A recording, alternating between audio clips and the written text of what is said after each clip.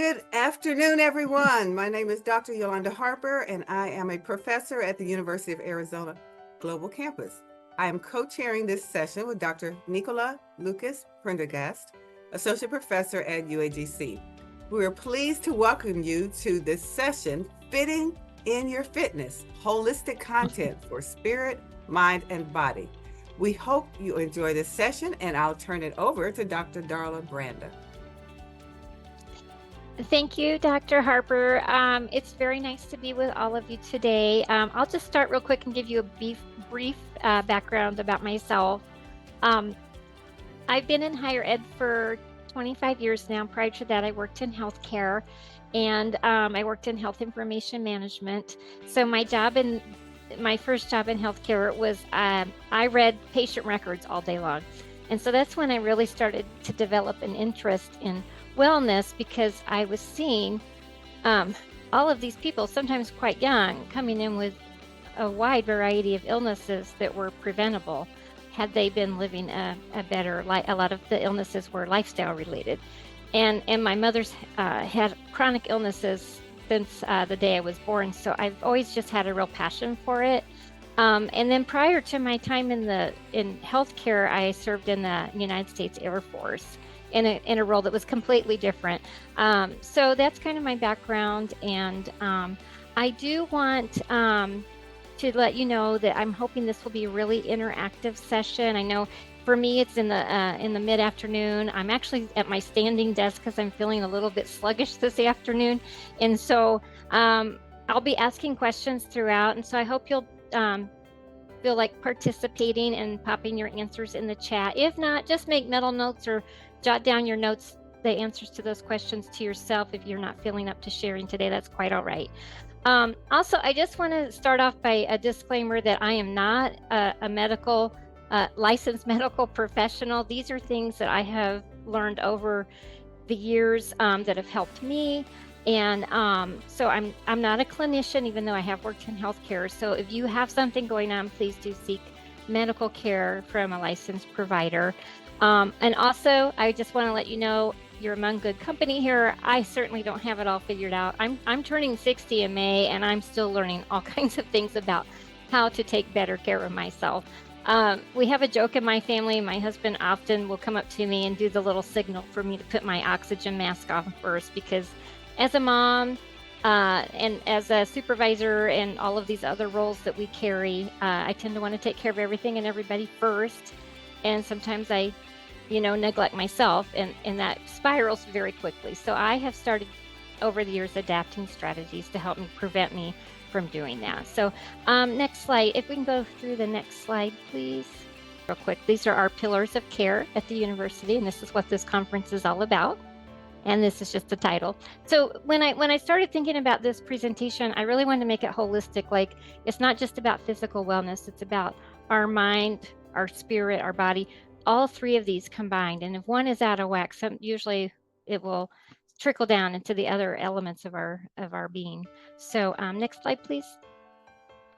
And so as I was putting this together, I used to teach in the classroom on campus. That's where I started out.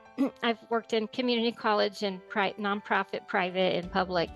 And so I did work in the classroom for a number of years. And I always like to start out the evening with a question. So that's what I'm going to do here.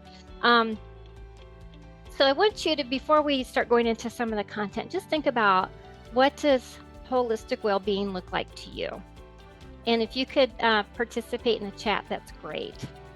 Or if you want to raise your hand, that's fine too. Okay, I'm probably not going to be able to keep up with these. I'm going to look in the chat. I would encourage you to too. There's some really great content. It looks like avocado toast and treadmills. That's hilarious. That's hilarious, because I want to something I was going to share, but I'll share it now so I don't forget. My husband, he works in an office, and he just invested a few weeks ago in one of those workstation treadmills, because he's finding it hard. He works a lot of hours like I do, and he's finding it hard to get to the gym, or, by the time he gets home, he doesn't feel like going. So he invested in a workstation treadmill, and he's logging about an average of 15,000 steps a day. I don't personally know if I could do that because I have some vision trouble, and I don't know if I could watch the screen while I'm walking at the same time. I'm not that coordinated, but for some people it works really well. Okay, there's some great things going on in the chat, so I just encourage you to read those. Okay, thank you. So these are the main elements I want to talk about today. There's some other considerations, but when I think about the body, I'm talking about the physical body here, and this is where, like, important things to keep in mind are sleep, nutrition, physical fitness, those kinds of things. When I mention mind, this is where when I started putting this together, I'm like, oh wow, this is a really big one. And I'm not a mental health professional either, so please forgive me. But when I say mind, it's like it's also what's going on in your thoughts, your mental health, it could be your emotional health. It's all of those things working together. And then for the spirit, that to me is what your purpose and meaning in life is, and that could be affiliated with a religion or not. For me, it is, and it looks different for everybody. So, I'm going to see what else is going on in the chat real quick. Okay, that's great. Okay, thank you. Okay, so now I want this to be highly reflective also, right? So hopefully it will help everybody. So when you think about the three elements of well-being, the body, mind, and spirit, what do you think is working really well for you now? And which one is the most challenging for you? Mind, yeah. There's a lot going on in my mind. Yeah, I have a hard time concentrating. That's a good one. Anything else? Anything else that's working or not working? Oh, that's great, getting out of the desk chair. Yeah, I don't know if you heard me earlier. I'm at my sit and stand desk. That's been worked wonders for my back problems. It helps me move around a little bit while I'm working. Yes. Oh, good deal on the spirit. I have found if my spirit well-being is not in check, then the rest is not either. That's personally for me. So I actually, about a year and a half ago, I started my practice of, as soon as I make my coffee, I sit down and I have my Bible time. I do my Bible study for church, and then that sets my day. And when the days I skip that, it's very noticeable because my stress level just isn't what it should be. And then maybe I don't get to the gym that day also. So this is all great. Yeah. And I think time, I see the note here. Oh, it's from Erica. Hey, Erica. The busy life we have, and Eric and I can share real quick. We have a lot in common. We have a big age gap in our children. I had a daughter, and then when she turned 14, I was remarried, and I had two more kids. So I had this, all of a sudden I had teenagers and toddlers all at the same time, and it was a little bit wild, I have to tell you. So how I handled it back then is I would put the kids in the stroller and walk a couple miles a day, and that's all. Like, pushing those two is all I had to do to stay physically fit. Mentally fit was a little more challenging because it was hard to find quiet time. This is great that you guys are sharing. Yes, I see yoga. I'm a big fan of yoga. I have a standing appointment on my calendar every Monday night for hot yoga, and I only miss that if I'm sick or if I'm out of town. That's like my sacred hour of the week, and it's been great. This is all great. Thanks for sharing, everybody. I hope this is getting you thinking. I think we can move on to the next slide. And then the next question is really to get you thinking about what's keeping you from achieving well-being. I think we said some of that already in the chat, but what are some of the things? Are you feeling like you can't ask to delegate things in your home, or are you working to meet a lot of deadlines? I mean, I think there's just, the list could go on for about a mile. Yes, I have trouble sleeping too, Diana, and that really does impact the rest of myself. This is all great. Stop writing to Dairy Queen. That's great. We used to go to Dairy Queen every night when I was a kid. I can't do that obviously now, but this is all great. Um, so if you think about the challenges and barriers, maybe you run from work to pick up kids to do dinner to run them to practice, and uh, I will say one of the things that helped me when I was in that phase of my life is I kept things in my car to work on when I was waiting for them. Like I might keep my Bible study in my car, or I might try to do a quick walk around the block while I'm waiting on my daughter for piano lessons. I just tried to find little ways to sneak things in. And that, some days that's all I could do. But next slide, please. Okay, so here is a list of things that has helped me a lot, and hopefully will help anyone who reads this. Is keys to success. It's almost like anything that we do that we want to succeed at. Is first of all, you have to set some goals, and I think they have to be reasonable. Like for example, if I told you I want to run a marathon next month, that's a very unreasonable goal because first of all, I'm not a runner and I don't like to run, and I'd probably kill myself trying to do it. But a more reasonable goal might be, I want to be able to walk 2 miles by the end of May. So I might start out this week walking a quarter mile or a half a mile a couple times a week and build. And each week you can build on that and increase your stamina. And then developing the habits is really, really critical. And I would say you want to develop them to the point that they become automatic. And you have to do them so many times for them to become automatic. But I think one habit, I don't know if you're a coffee or tea drinker, but I would say almost everyone in this room has a morning habit of their go-to. And it could be even a soda. I know some people that grab a soda first thing in the morning, but my go-to is coffee. That's a habit. I'm not saying it's a good habit maybe, but it's a habit. And so when I started adding in my my friend told me, put this Bible app on your phone and you can sit there and drink your coffee and read that in the morning. And so I started doing that, and I knew she was doing it too, and we could see each other's posts and things. So I started doing it, be honest, out of obligation, because I'm like, I know my friend Mary's looking to see if I'm on here every day. But now I really look forward to that time. And it took a couple of weeks, and then that habit was developed.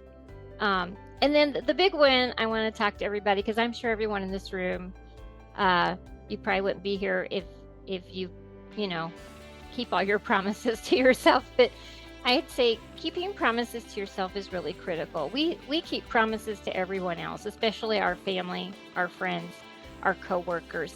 And when life starts to get a little bit out of balance, the first thing that we tend to take away are the promises to ourselves. Like, I promised myself I would quit working by 6 o'clock tonight so I could go to that class that I want to go to. Or I promised myself I wouldn't watch 3 hours of TV so that I could do something that's better for me. And so giving yourself permission, I think, is what I really want to convey. And I'm going to pop in the chat real quick and see what's going on there. Okay, super. And then, of course, managing our time. And full confession, I think I was much better at managing my time when I was still raising children, because I had little windows of time when I went back to work and they were very young. I had to go to the gym at 5 a.m. Did I like it? No, I did not. I would go swimming and it was cold and I did not like it, but I did it anyway because I always felt great afterwards. As I got older, I was able to shift my workouts to later in the day. And now with the flexible schedule, it's really awesome. Sometimes if I've been in meetings all day, and we get out of a meeting 10 minutes early, I'll take a quick walk. And that's how I do that. But keeping your promises, putting it on your calendar, setting reminders, all of those things will help you build those habits and keep those promises. And then I'm also going to include at the end, you're going to get a list of references and apps that I use or that I have found that you might be interested in. And one of the people that I read and listen to a lot is Elizabeth Benton. She does a lot on the power of changing your habits and the importance of consistency. And I have found that her podcasts are just really inspiring and motivating. And she has 3 very young children. So to listen to her talk, she's not just, she can really relate to everyone's demands on their schedule and everything. So that maintaining that consistency goes kind of back to developing those strong habits. And I just wanted to include a couple things for you to think about here that could promote your well-being. And if you notice, there's one word, if you're a qualitative researcher like me and looking for things, there's one word in all of these that I want to point out is the sleeping factor. And I feel for you if you have a sleeping problem. My husband actually has a very serious sleep disorder, and he's on a lot of medication for it. And it has really changed our life. He can only eat certain times of the day. There's just a lot of things he has to do to be able to get a good night's sleep. And so I am well aware that this might be hard for you, the sleeping part, but if you can find ways to sleep better by decreasing the blue light, limiting the sugar, the caffeine, those kinds of things, it may be helpful to you. So here are some things I listed. Of course, this is not an exhaustive list, but here are some activities that you might enjoy trying if you haven't yet. And for the mind, here are some activities. I put down crossword puzzles. My grandmother lived to be almost 100, but she, I have to say, she was very old school. She would actually tell me, I don't believe in exercise, and she did not, and she didn't eat healthy either. But what she did have going for her is her attitude and her mindset. She was the most positive person I've ever known. Always a kind word to people. She never gossiped. She was pretty spunky, but she did crossword puzzles every day, and she played poker every night. She belonged to a couple of clubs, and she would go play poker and different card games. And so what she didn't do physically or nutritionally, she made up for with her mind. And I think that's part of why she lived so long. And she really didn't have any major illnesses until the last few years of her life. So I think that healthy, positive mindset also goes a long way. And then for your spirit, I am a big believer that this is really important to take care of your spirit. And I've listed a few ways here that might be helpful. If you have other suggestions on the spirit aspect, please feel free to share those. This is just a small list of things that I came up with.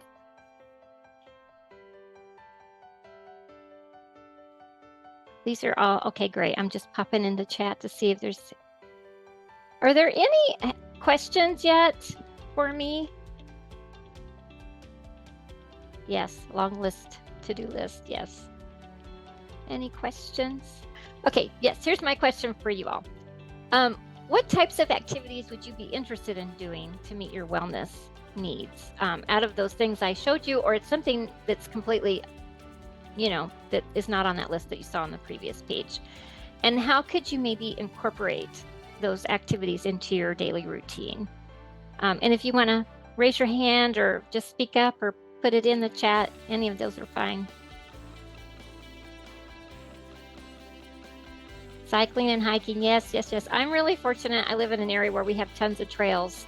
So I do a lot of walking and hiking, and maybe I'll pull my bike out this summer. It hasn't been out in a while. Oh, I love that, a wellness work week. Yeah, sometimes I think just taking a day off for your own like personal retreat can be really nice too. I've done that from time to time. Yes, spend more time outdoors.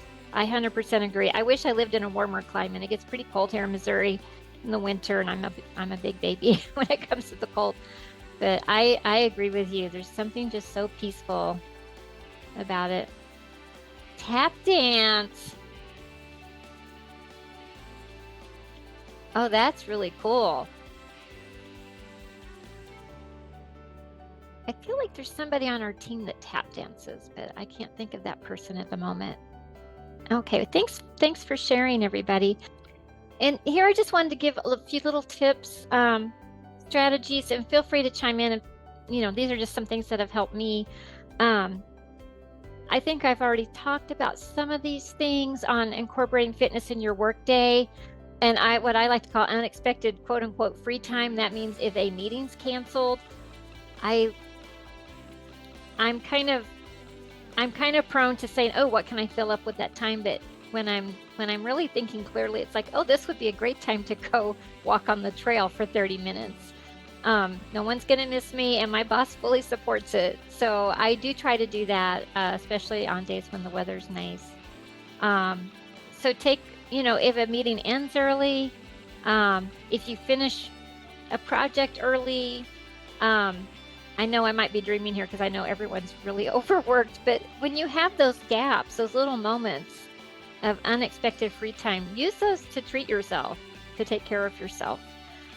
You can also track your fitness. I'm pretty low tech myself. If it's too complicated, I'm not going to use it. And then I'm going to beat myself up for not using it. So you can keep track of it. I do have a Fitbit. My sister-in-law swears by her Apple Watch. But I honestly don't really use my Fitbit that often. I know how many steps I know my trails, and I know how far I need to go to meet my goals. So I also wanted to tell you, share with you, with my background in HIM, we advocate for patients keeping a personal health record, which is a great way to keep track of all the things that are going on in your health, and especially like your immunizations, your clinical reminder tests like your mammograms, colonoscopies, things like that.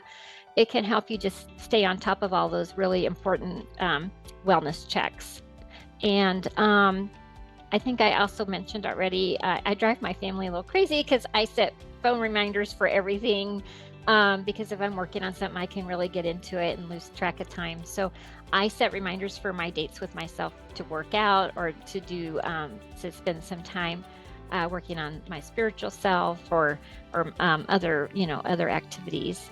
And then there's also a ton of applications you can use for holistic well-being.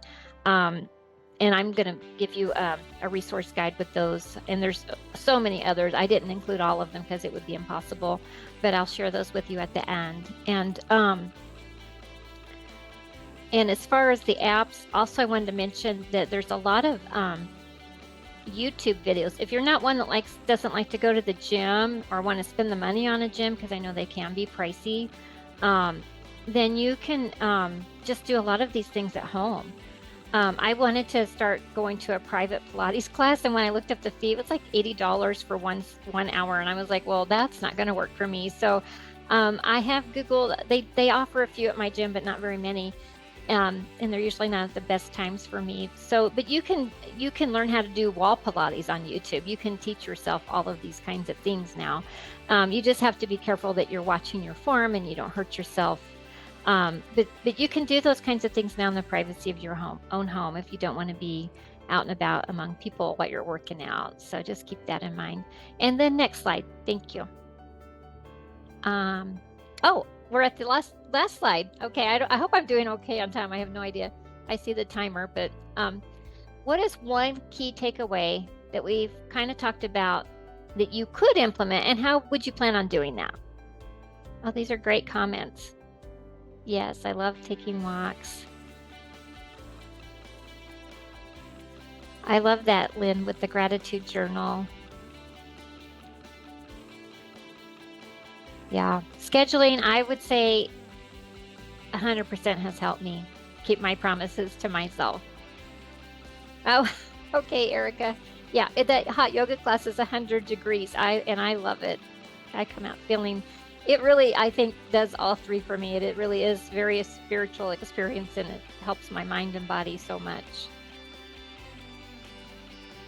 And I've heard this a lot. It was funny, as I was listening to other people's presentations, I saw recurring themes through all of our presentations about the importance of knowing your why, and why do you want to take care of yourself? For me, when I get to be my mother's age, I want to be able to still open my own doors. I want to be able to get on the floor and play with my grandkids. Those are kind of some of my whys. And I would say start small, and build on that. And just keep it simple.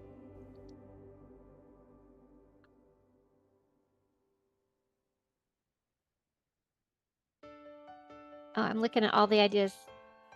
Oh, that's a great idea in the water intake. I meant that was in my notes to mention the importance of water, and thank you for bringing that up. Okay. Thanks, everyone. I hope you have a great rest of the conference. I know it's winding down, and thank you for joining me today.